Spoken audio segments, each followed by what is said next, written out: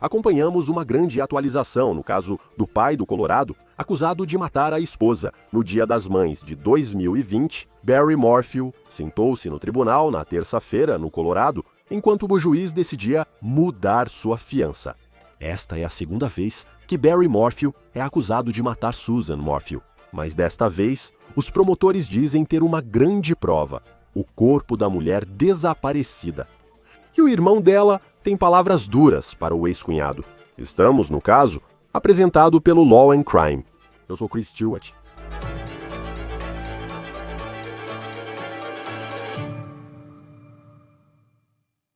Barry Morphew está detido desde sua prisão em 20 de junho, em um caso que remonta ao Dia das Mães de 2020, há mais de 5 anos. É possível que Morphew possa sair da prisão antes do julgamento por causa do que aconteceu no tribunal esta semana, no Colorado. Vídeo mostra Morphew entrando no tribunal na terça para a audiência de fiança. Seus advogados afirmam sua inocência e pediram redução da fiança de 3 para 500 mil dólares. Seus advogados de defesa destacaram que ele tem 2 filhas, uma que estava no ensino médio quando a mãe delas desapareceu, outra que estava na faculdade, e ambas estão apoiando o pai. Agora, vou explicar o que o juiz decidiu fazer em apenas um momento. E também vou contar as palavras bombásticas que o irmão de Susan Morphew tem para o réu, Barry, neste caso. Vou te levar de volta para 2020, quando essa história começou. E para as pessoas envolvidas. Barry Morphew, sua esposa Susan e as 2 filhas pareciam ter uma vida perfeita. Eles moravam em Salida, Colorado, um lugar deslumbrante, verdadeiro cartão postal. Possui vistas incríveis, ideal para quem ama a natureza e busca tranquilidade. Em 2020, Susan havia recém-iniciado no mountain bike. E foi nesse dia, Dia das Mães de 2020, que as autoridades receberam uma ligação de vizinhos que tinham conversado com uma das filhas de Susan e estavam preocupados porque não tinham notícias da mãe. A polícia foi à casa dos Morphew, mas não encontrou ninguém, nem sinais de arrombamento ou janelas quebradas. A porta estava trancada, o carro de Susan na garagem e mais tarde, a polícia encontrou sua bicicleta de montanha. Isso foi a menos de 1 milha de sua casa. O capacete dela foi encontrado em outro local, a 0,8 milhas de distância da bicicleta. Os policiais ligaram para o marido dela, Barry. Agora, Barry trabalhava na indústria da construção civil e tinha saído cedo naquela manhã para ir a um trabalho em Denver, que fica a mais de 2 horas de distância. Ele disse aos policiais que Susan dormia quando saiu de casa às 5 da manhã. Ele trabalhou o dia todo e não planejava ligar para a esposa, mas depois recebeu uma ligação de vizinhos preocupados com o desaparecimento de Susan. Aqui está o vídeo da câmera corporal das primeiras interações dos policiais com Barry Morphew quando ele voltou para a Salida. Preste muita atenção no que ele diz. Onde está a bicicleta? Ela está bem ali. Onde ela estava? Estava bem aqui embaixo, nesse pequeno barranco aqui. Desculpe, pega esse cara. O marido está aqui comigo também.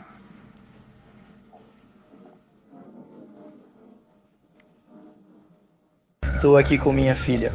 Ela estava na casa do Barry. Tudo bem. Tudo bem, pode ir lá embaixo. É um acidente?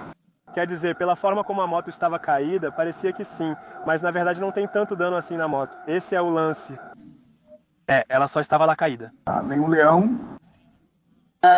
Eu não vi nada que fosse. Eu não vi nada. Não deixam a gente passar. Locais, por quê? Estamos caindo numa armadilha? Bem aqui embaixo. Barry demonstra emoção ao falar com a polícia, mas até então não era considerado um caso de assassinato. Era uma investigação de desaparecimento. E Barry parece estar tirando conclusões precipitadas. Ele sugere que um leão da montanha pode ter matado sua esposa e, minutos depois, menciona isso de novo. Eu só quero conferir tudo de novo. Então... Eu realmente não vi nada, mas tipo... Pegadas. Tinham leões? Eu não sabia disso e não vou mentir. Também não sou um rastreador especialista. O delegado vai falar com outros membros da polícia e depois precisa dizer para Barry não tocar na moto e não contaminar a cena. Por favor, não toque na moto com as mãos. Ei, pessoal. Aqueles são os caçadores. Tenho usado roupas femininas mesmo tentando evitar. O investigador então pergunta ao delegado como Barry parece. Ele parece bem distraído. Então ele meio que volta e eu tenho que conferir com ele. Eu fico tipo, sabe o que seria melhor pra você? Mas esse cara, ele apareceu sozinho. Ei Barry, vocês estão aí? Pra onde vocês estão indo? Ok. Daqui a pouco. Provavelmente vou pedir pra você vir conversar mais com a gente. Beleza, valeu, cara. Segundo ouvi, o delegado afirmou que ele parece perturbado com o sumiço da esposa. Os delegados acompanham Barry de volta à casa. Agora, você percebe que Barry atraiu a atenção da polícia, principalmente por uma roupa achada na lavanderia que normalmente alguém usaria para andar de bicicleta na montanha. O short dela, sim, era como um short de mountain bike. Sim. Como os shorts acolchoados em Merman. Sim. Sim. Então isso... Estou curioso. Sim, eu vi que eram bermudas de ciclismo. Vamos falar para onde Barry foi no dia do desaparecimento de Suzanne. Segundo ele, era uma viagem de trabalho. Ele saiu cedo, antes do amanhecer. Os investigadores falaram com o colega dele, que afirmou que eles só estariam perto de Denver no domingo à noite. O funcionário e Barry também deveriam ir juntos. Mas Barry, do nada, disse que decidiu ir mais cedo sozinho de manhã, horas antes do que eles tinham planejado sair. O colega disse que finalmente chegou à região de Denver. Ao chegar, percebeu que Barry não levou as ferramentas necessárias e nada foi feito. Agora, após analisar as câmeras de vigilância, os policiais disseram que Barry passou menos de meia hora no local de trabalho. Ele passou o dia dirigindo pela cidade, a 2h30 de sua casa, jogando objetos em latas de lixo. Segundo os investigadores, então, no hotel onde Barry ficou em 2020, esse colega de trabalho disse ao Daily Mail que, quando voltou para o quarto do hotel, ele cheirava a cloro, produto que a equipe do hotel afirma não usar para a limpeza. Quero que você se lembre dessa parte, porque em 2025 o cloro pode ser uma pista assustadora. Quanto à vida pessoal de Barry, ele disse aos investigadores que ele e Suzanne tinham um ótimo casamento, mas os investigadores depois acreditariam que isso era uma mentira. Até uma criança que falou com os policiais quando Suzanne sumiu parecia saber de problemas. Você pode responder honestamente. Sabe, eu acho que tiveram problemas. Sim, no passado. Tipo, só normal. Coisas normais de marido e mulher. Eles não falam sobre se separar nem nada. Já falaram. É? Ok? Eu faria assim. E você sabe disso através... Macy. Sim, sou muito próximo dela. Sim, é importante que você não conte nada do que sabe pra eles. Ok. Você tem mensagens de celular que revelaram os problemas enfrentados por Barry e Suzanne. Os investigadores descobriram no celular de Barry que ele, supostamente, havia apagado uma sequência de mensagens com a esposa, que incluía uma captura de tela de uma mensagem da Suzanne, dizendo, abre aspas, acabou pra mim. Eu não me importo nem um pouco com o que você está fazendo e já faz anos.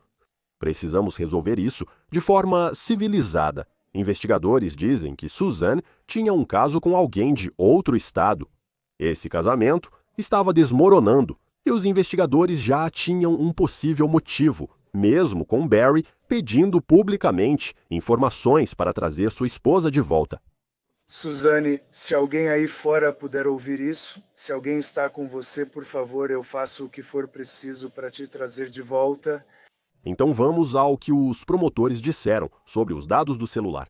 Os eletrônicos de Suzanne mostraram que sua última atividade foi por volta das 2h11 da tarde. O celular de Barry desliga por volta das 4h37 da manhã e liga novamente às 5h37, quando ele disse que iria para Denver a trabalho.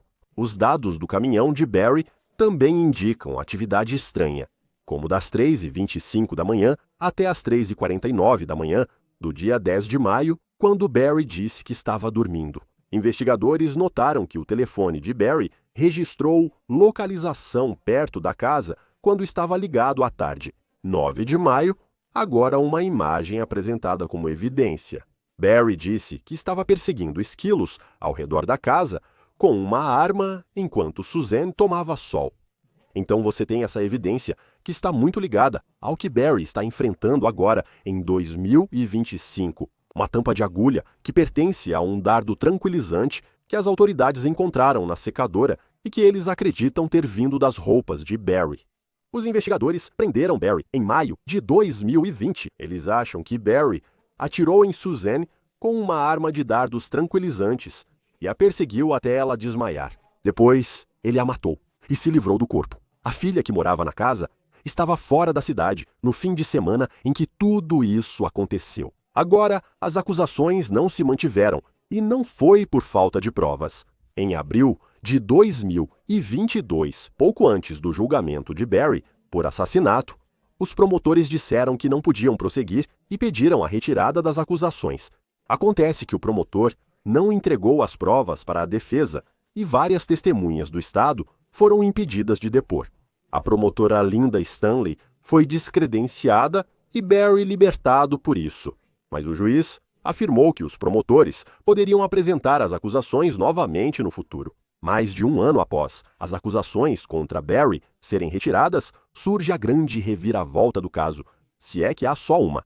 Em 22 de setembro de 2023, o corpo de Suzanne Morpheus foi encontrado em uma cova rasa a poucos metros de uma estrada. Investigadores afirmam que a maioria dos ossos dela foi recuperada, mas estavam bem branqueados. Agora, branqueados pode ter vários sentidos.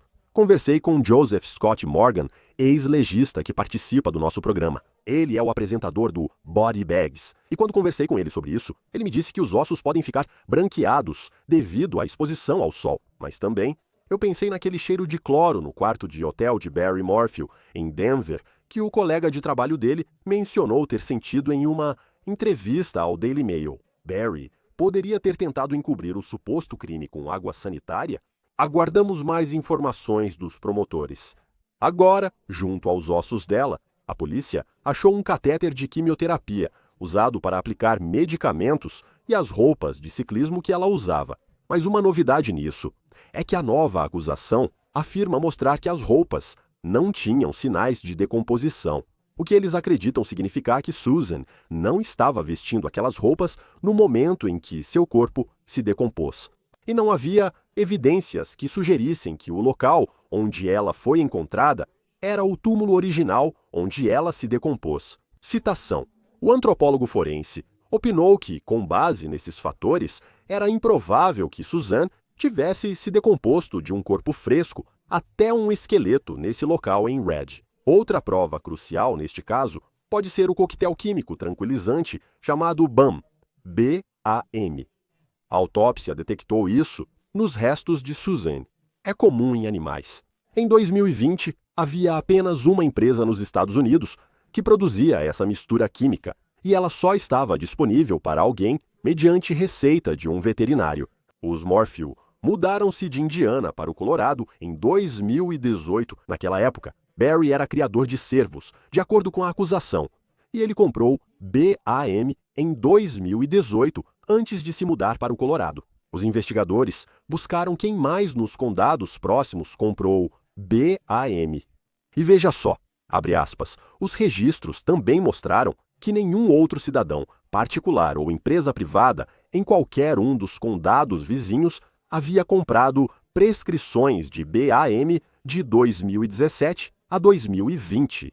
Além dos serviços locais de parques, Barry era a única pessoa conhecida naquela área a possuir essa substância, que foi encontrada nos restos mortais de sua esposa. Em letras maiúsculas, os promotores escrevem: no fim das contas, os registros de prescrições mostram que, quando Suzanne Morphew desapareceu, apenas um cidadão particular, vivendo em toda aquela região do estado, tinha acesso ao BEM Barry Morphew. Um grande júri indiciou Barry Morphew pelo suposto assassinato de sua esposa, Suzanne. Ele foi preso no Arizona e enviado para o Colorado. Este é um novo vídeo de Barry sendo fichado no Arizona após a prisão. Quando Barry voltou a um tribunal do Colorado em julho, ele olhou para a plateia e deu um grande sorriso. Segundo a KMGH, o sorriso foi para uma de suas filhas. Ambas estavam no tribunal nesta terça-feira e parecem ainda estar ao lado do pai. Agora, elas podem ser uma parte importante deste caso daqui para frente. Quando as acusações contra Barry foram retiradas em 2022, elas foram ao Good Morning America com ele. Eu simplesmente amo minhas meninas. E eu amo minha esposa. A fiança foi definida em $3 milhões em julho. Os advogados de Barry pediram para reduzir o valor para $500 mil, o que nos leva ao ocorrido no tribunal esta semana. Nenhuma testemunha foi chamada na audiência de fiança, mas o irmão de Suzanne Morphew fez uma declaração de impacto da vítima dizendo: "Passei muitas noites acordado, pensando nos últimos minutos da vida da minha irmã Suzanne." E continua dizendo, abre aspas, "Ao contemplar o casamento com esse monstro, seus pensamentos migraram para uma pergunta que ela repetiu inúmeras vezes em sua vida. O que eu estava pensando? E seu legado, espero, ajudará outras pessoas, homens e mulheres, a evitar o destino que ela sofreu ao se casar com um narcisista sem coração." No tribunal, a defesa afirmou que Barry é inocente e isso será provado em juízo. Eles também apontam para as condições de fiança anteriores que Barry recebeu em seu processo judicial anterior. E eles dizem que ele seguiu todas as regras quando estava em liberdade, sob fiança anteriormente. Eu admito que as evidências mudaram, ainda que minimamente.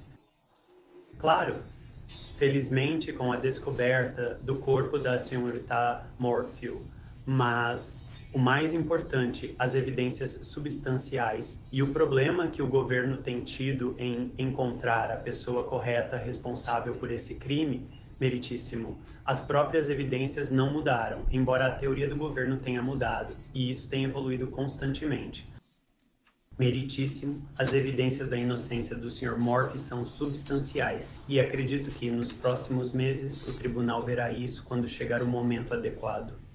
Mas ao decidir se reduz ou não a fiança do Sr. Morphew de $3 milhões para o que a defesa está pedindo, que são $500 mil, o tribunal deve levar em consideração ao analisar a conduta passada do Sr. Morphew. Meritíssimo, sabemos que o Sr. Morphew foi solto após pagar fiança de $500 mil.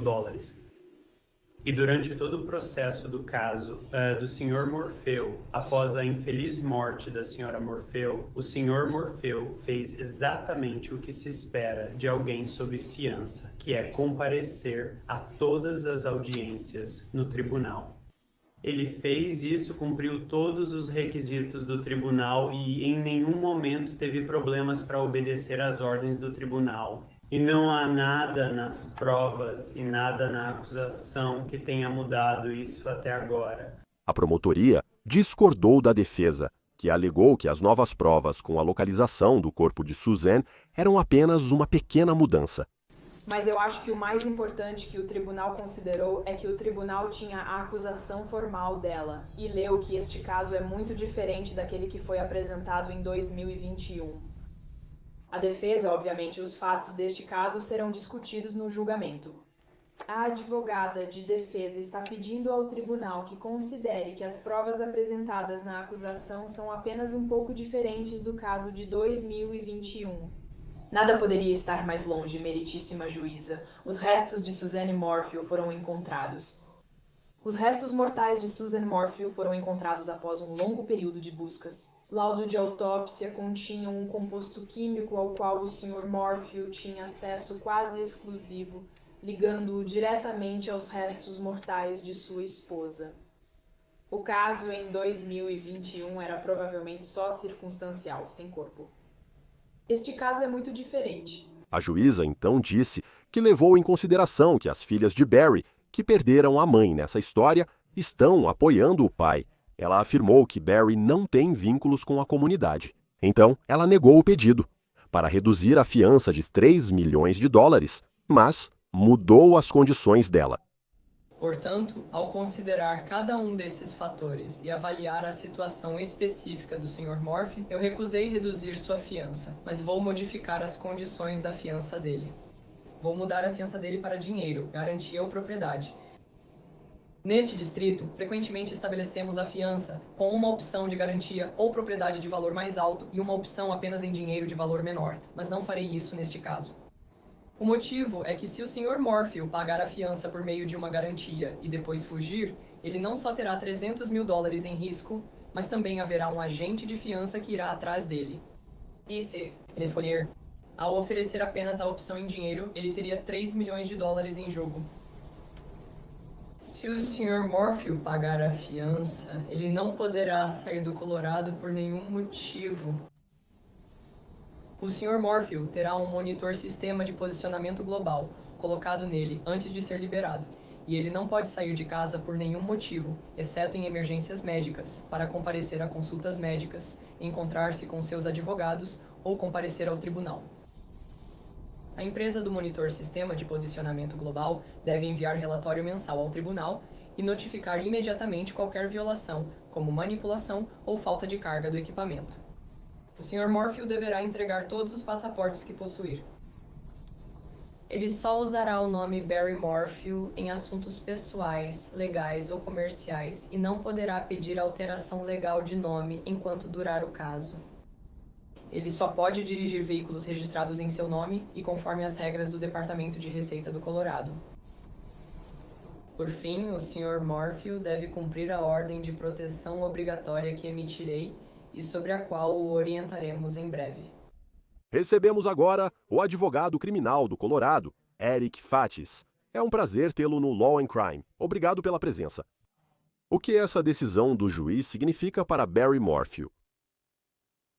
Então, a fiança de Barry Morphy não foi reduzida em termos do valor monetário, mas as condições foram alteradas.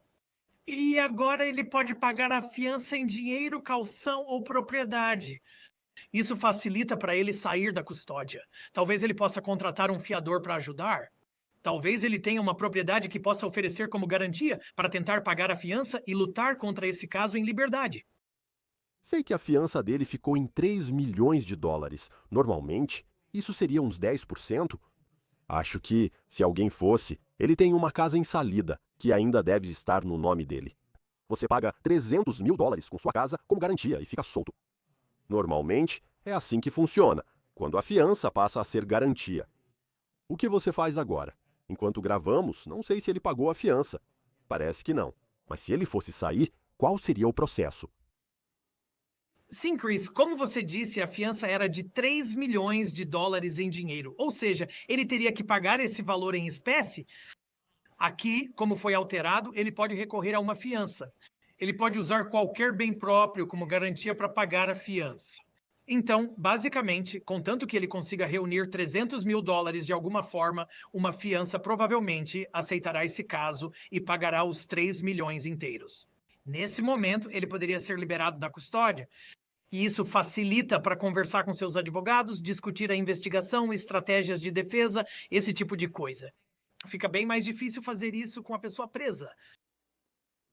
Neste caso, e vamos falar sobre algumas das comparações entre o que ele está enfrentando agora, as provas que o Estado tem em comparação com a primeira vez que ele foi acusado do assassinato de Suzanne Morphy, mas ele foi preso no Arizona. Ele não estava enfrentando acusações na época, então estava livre para ir onde quisesse. Agora eles têm o corpo dela, uma evidência significativa neste caso. Falamos sobre parte das evidências que ele enfrenta. O que você acha da decisão do juiz de certa forma, facilitar para Barry Morphy sair enquanto aguarda o julgamento?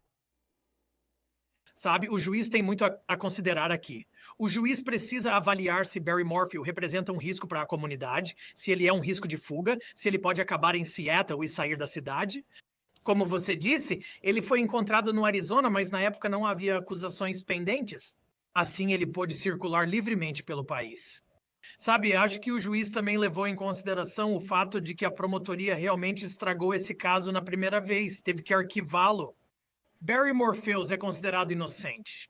No entanto, como você disse, houve fatos como a descoberta do corpo e a análise forense de Suzanne Morphy, que certamente fizeram o juiz hesitar em reduzir a fiança.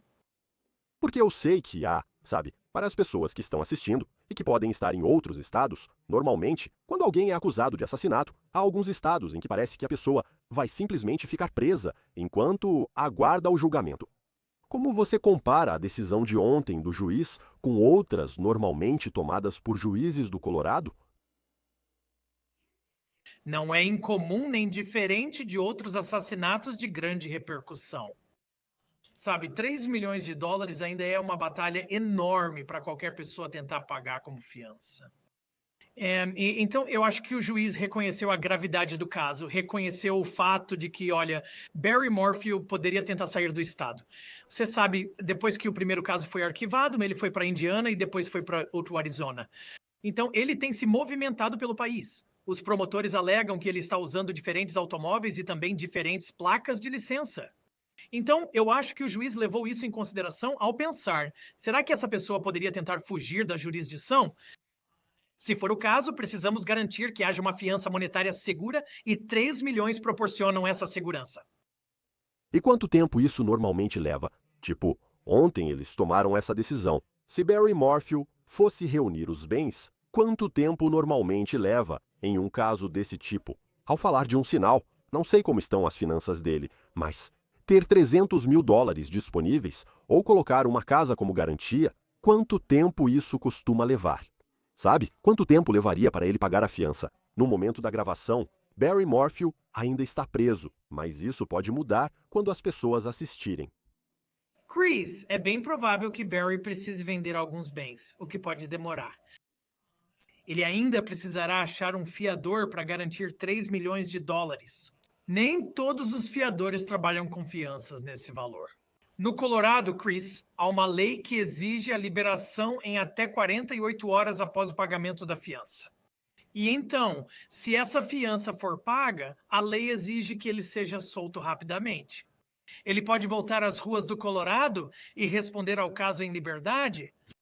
Seria interessante ver se ele sai da cadeia de novo, pois sei que você estava no Colorado e conversamos sobre isso quando Barry Morphew teve as acusações retiradas pela primeira vez. E antes de entrarmos nos detalhes de como tudo aconteceu, quando você olha para o caso que Barry Morphew está enfrentando agora em comparação com a primeira vez que ele foi preso, quão forte é o caso do Estado agora em comparação com aquela época? O grande divisor de águas foi quando o Estado achou o corpo de Susan Morphew. Lembre-se, eles não tinham isso no primeiro caso de assassinato. Isso é um grande avanço. Em um caso de homicídio, é essencial para provar que a pessoa está morta. Além disso, a análise forense do corpo de Suzanne Morphew supostamente revelou a presença exatamente desse tipo de tranquilizante remoto ao qual, segundo dizem, apenas Barry Morphew tem acesso, além de alguns profissionais de ciência veterinária no Colorado. Isso meio que traça uma linha direta da morte de Suzanne Morphew até Barry Morphew. Isso vai ser um divisor de águas e fortalece substancialmente o caso. Foi impactante, principalmente o depoimento juramentado, da segunda vez com o documento de causa provável em letras maiúsculas. O Estado acredita que Barry Morphew, que talvez nem seja da agência local de vida selvagem, poderia ter acesso a esse produto químico. Vamos voltar à primeira vez, quando Barry Morphew, as pessoas estavam desconfiadas. Acho justo dizer isso, pois em alguns casos de cônjuge falecido, as pessoas olham para o marido como aconteceu. Mas então o estado do Colorado, a forma como eles lidaram com isso, acabou levando ao arquivamento do caso. O que mais te chamou a atenção sobre o que aconteceu e a decisão de liberar Barry dessas acusações? Não foi. Disseram que poderiam apresentar as acusações em uma data posterior, mas parecia uma bagunça só de olhar de fora. Ah, que fiasco o primeiro caso. Sabe, a promotoria tem o dever constitucional de garantir que haja igualdade de condições, de garantir que a defesa tenha todo o material e o que é chamado de prova exculpatória, ou seja, provas que tendem a negar a culpa em sua posse para que possam se defender do caso.